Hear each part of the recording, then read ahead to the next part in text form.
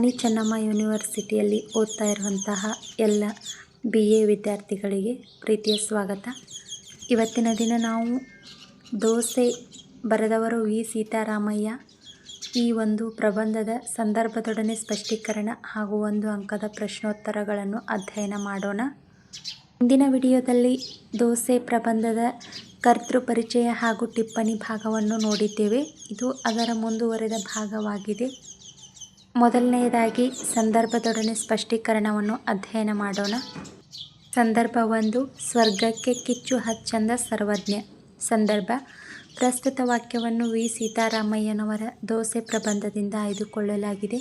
ಕಾವಲಿಯ ಸಾನ್ನಿಧ್ಯ, ದೋಸೆ ಹುಯ್ಯುವವರ ಪ್ರೀತಿಯ ಏಕಾಂತೋಪಚಾರ ದೊರೆತರೆ ದೋಸೆಯ ಆಸ್ವಾದನೆ ಸ್ವರ್ಗಕ್ಕೆ ಸಮಾನ ಎಂದು ವರ್ಣಿಸುವ ಸಂದರ್ಭದಲ್ಲಿ ಪ್ರಬಂಧಕಾರರು ಈ ಮಾತನ್ನು ಹೇಳುತ್ತಾರೆ. ಸ್ಪಷ್ಟೀಕರಣ: ದೋಸೆಯನ್ನು ಮಾಡಲು ಬಾರದ ಹೆಣ್ಣು ಕೈ ಯಾವ ಸಂಸಾರಕ್ಕೂ ಬಾರದು.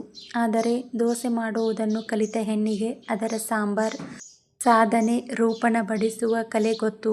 ಕಾವಲಿ, ಕಾವು, ಹುಯ್ಕೆ, ಪಾಕ ಗೊತ್ತು.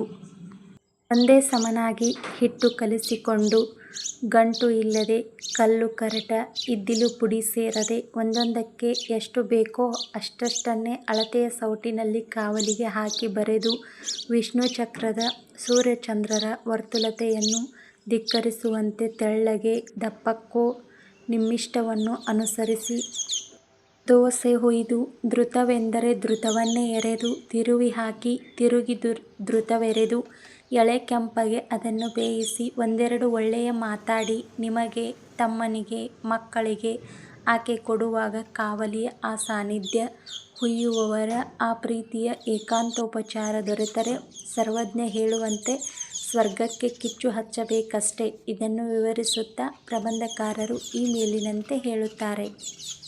ಸಂದರ್ಭ 2, ದಿನ ದಿನಕ್ಕೆ ನಮ್ಮ ಬದುಕು ಬಿಗಡಾಯಿಸುತ್ತಿದೆ. ಸಂದರ್ಭ: ಪ್ರಸ್ತುತ ವಾಕ್ಯವನ್ನು ವಿ ಸೀತಾರಾಮಯ್ಯನವರ ದೋಸೆ ಪ್ರಬಂಧದಿಂದ ಆಯ್ದುಕೊಳ್ಳಲಾಗಿದೆ. ನಿಶ್ಚಿಂತೆಯಿಂದ ಒಳಗೆ ಕುಳಿತು ದೋಸೆ ತಿನ್ನುವುದಕ್ಕೆ ಆಗದ ಇಂದಿನ ಸ್ಥಿತಿಯನ್ನು ವಿವರಿಸುವ ಸಂದರ್ಭದಲ್ಲಿ ಪ್ರಬಂಧಕಾರರು ಈ ಮಾತನ್ನು ಹೇಳುತ್ತಾರೆ. ಸ್ಪಷ್ಟೀಕರಣ: ಇಂದಿನ ಆಧುನಿಕ ಯುಗದ ಅವಘಡದಲ್ಲಿ ನಿಶ್ಚಿಂತೆಯಿಂದ ಒಳಗೆ ಕುಳಿತು ದೋಸೆ ತಿನ್ನುವುದಕ್ಕೆ ಪ್ರಶಸ್ತವಾದ ವಾತಾವರಣ ಒದಗಿ ಬರುತ್ತಿಲ್ಲ. ಹಿಂದೆ ಪ್ರಬಂಧಕಾರರ ಕಾಲದಲ್ಲಿ ಹಾಗಿರಲಿಲ್ಲ. ಅವರ ಕಾಲದಲ್ಲಿ ಒಳಗೆ ಕುಳಿತು ದೋಸೆ ತಿನ್ನಲು ಸಾಕಷ್ಟು ಅನುಕೂಲವಾದ ವಾತಾವರಣವಿತ್ತು. ಹೊರಗೆ ಹೆಚ್ಚು ದುಡಿಯುತ್ತಿರಲಿಲ್ಲ. ಕಚೇರಿಗೆ ಬೇಕಾದಾಗ ಬೇಕಾದಷ್ಟು ಮಾತ್ರ ಹೋಗಿ ಬರುವುದಾಗಿದ್ದ ಕಾಲ. ಆದರೆ ಇಂದು ದಿನದಿಂದ ದಿನಕ್ಕೆ ಬದುಕು ಬಿಗಡಾಯಿಸುತ್ತಿದೆ. ನಾವು ಯಾವ ಸುಖ, ಶಾಂತಿ, ಸಮಾಧಾನ, ಉಪಚಾರ, ಊಟಕ್ಕಾಗಿ ದುಡಿಯುತ್ತೇವೆಯೋ ಅವುಗಳನ್ನು ಪಡೆಯುವುದಕ್ಕೆ ಇಂದು ಸಮಯವೇ ಇಲ್ಲ. ಹೀಗಿರುವಾಗ ಇನ್ನು ಒಳಗೆ ಕುಳಿತು ದೋಸೆ ತಿನ್ನುವುದು ದೂರದ ಮಾತೇ ಸರಿ. ಪ್ರಬಂಧಕಾರರು ಇದನ್ನು ವಿವರಿಸುತ್ತಾ ಈ ಮೇಲಿನಂತೆ ಹೇಳುತ್ತಾರೆ.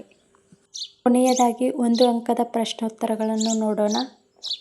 ಪ್ರಶ್ನೆ 1, ದೋಸೆ ಪ್ರಬಂಧದ ಕರ್ತೃ ಯಾರು? ಉತ್ತರ: ದೋಸೆ ಪ್ರಬಂಧದ ಕರ್ತೃ ವಿ ಸೀತಾರಾಮಯ್ಯನವರು. ಪ್ರಶ್ನೆ 2, ದೋಸೆ ಪ್ರಬಂಧದ ತಿರುಳು ಏನು? ಉತ್ತರ: ದೋಸೆಯ ಪ್ರಕಾರ, ಸ್ವರೂಪ, ರುಚಿ, ಸ್ವಭಾವ, ಪ್ರಯೋಜನ ಇತ್ಯಾದಿಗಳನ್ನು ಕುರಿತು ಪ್ರತಿಪಾದಿಸುವುದು ಈ ಪ್ರಬಂಧದ ತಿರುಳು. ಪ್ರಶ್ನೆ 3, ದೋಸೆಯ 3 ಪ್ರಕಾರಗಳಾವುವು? ಉತ್ತರ: ಸಾದಾ ದೋಸೆ, ಮಸಾಲೆ ದೋಸೆ, ತುಪ್ಪದ ದೋಸೆ ಇವು ದೋಸೆಯ 3 ಪ್ರಕಾರಗಳು. ಪ್ರಶ್ನೆ 4, ಅಂಗಡಿಯವನಿಗೆ ಅಷ್ಟು ಗೌರವವಿಲ್ಲದ ದೋಸೆ ಯಾವುದು? ಉತ್ತರ: ಅಂಗಡಿಯವನಿಗೆ ಅಷ್ಟು ಗೌರವವಿಲ್ಲದ ದೋಸೆ ಎಂದರೆ ಸಾದಾ ದೋಸೆ.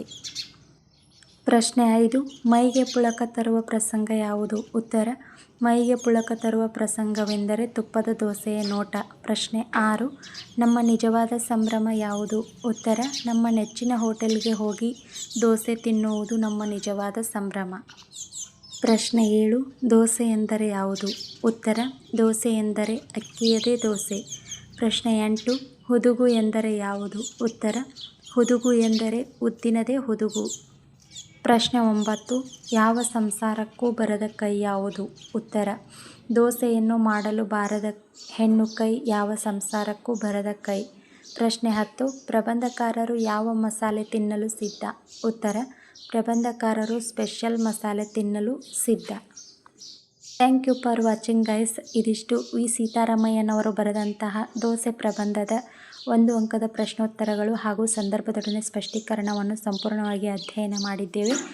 ಈ ವಿಡಿಯೋ ಇಷ್ಟ ಆದರೆ ಲೈಕ್ ಮಾಡಿ, ಹಾಗೆ BA ಓದುತ್ತಿರುವಂತಹ ಎಲ್ಲ ವಿದ್ಯಾರ್ಥಿಗಳಿಗೆ ಶೇರ್ ಮಾಡಿ, ಸಬ್ಸ್ಕ್ರೈಬ್ ಮಾಡಿ. Thank you.